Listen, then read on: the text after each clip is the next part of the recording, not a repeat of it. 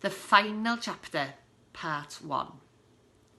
It was the longest day of the year, and Brian the brown crab was preparing for an epic dance concert arranged by the lobsters. His stage was a huge shipwreck on the seabed. In the meantime, the sharks, led by Sieri the shark and Oswyn the octopus evil sidekicks, were teasing Lobo the lobster. "Haha, you can't trump your way out of this. You haven't even eaten for hours," laughed a rather ugly shark in his face. He was right. Lobo couldn't break wind to keep them away. They had caught him while he was sleeping, and he hadn't eaten for hours. "Oh, come on, I'm just an innocent little lobster. Don't hurt me, please." One of the little sharks started to bite Lobo's leg. "Ouch, ouch, ouch!" he shouted. Then suddenly, with a whoop, slap, bang, 3 of the sharks were lying unconscious on the rock, and a spider crab was standing on them. Lobo stared in disbelief. The little shark who was biting his leg turned to look. Beep, bop, whap! 3 more quick moves, and the little shark had been kicked in the bottom and was flying through the water. The other sharks were scared and swam away pretty quickly. "Whoa, thanks," said Lobo in awe. "I'm Nin, a ninja crab from Sacred Rock, and I'm looking for Crancus Eclogus. An evil octopus has kidnapped him."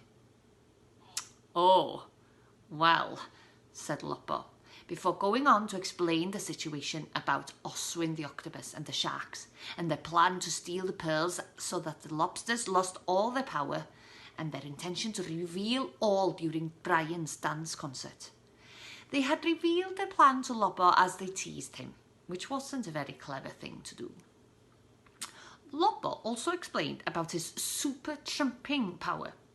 Nin looked at him strangely. "But I have to eat." He was absolutely starving by now, so he started to eat the seaweed around him like there was no tomorrow. Nin realised that they needed someone else's help if they were to defeat Oswyn and his friends, and she had heard about just the right fish to help. They both scurried as quickly as they could to look for Besi the Besitizer. In the meantime, Mori the mackerel was working backstage at Brian the brown crab's concert. It was nearly time for the concert to begin. Mori was a huge fan of Brian, and although she was very shy, she had finally plucked up the courage to go and ask him for his autograph. She knocked on Brian's dressing room door. "Of course, come in. You're Mori, aren't you? One of the security fish?" Brian asked as he let Mori in. Mori and Brian chatted as though they had been friends forever. While they were chatting, out of nowhere, a small mussel appeared between them. "Good grief, what in the name of seaweed?" Mori had the fright of a life. It was Gutun the mussel, and he was crying.